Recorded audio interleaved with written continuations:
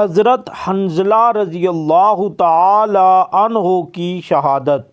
غزوہ احد میں حضرت حنظلہ رضی اللہ تعالی عنہ اول سے شریک نہیں تھے۔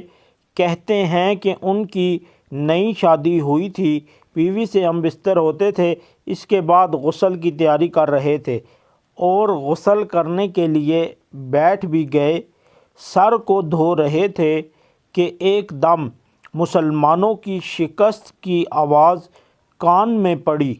جس کی تاب نہ لا سکے، اسی حالت میں تلوار ہاتھ میں لی اور لڑائی کے میدان کی طرف بڑھے چلے گئے اور کفار پر حملہ کیا اور برابر بڑھتے چلے گئے کہ اسی حالت میں شہید ہو گئے۔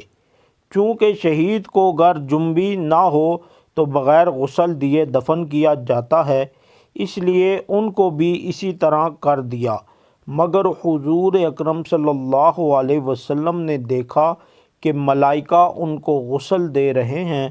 حضور صلی اللہ علیہ وسلم نے صحابہ سے ملائکہ کے غسل دینے کا تذکرہ فرمایا۔ ابو سعید ساعدی رضی اللہ تعالی عنہ کہتے ہیں کہ میں نے حضور صلی اللہ علیہ وسلم کا یہ ارشاد سن کر حنظلہ رضی اللہ تعالی عنہ کو جا کر دیکھا تو ان کے سر سے غسل کا پانی ٹپک رہا تھا۔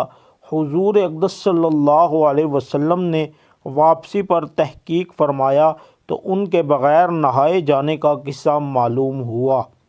فائدہ یہ بھی کمال بہادری ہے۔ بہادر آدمی کو اپنے ارادہ میں تاخیر کرنا دشوار ہوتا ہے، اس لیے اتنا انتظار بھی نہیں کیا کہ غسل پورا کر لیتے۔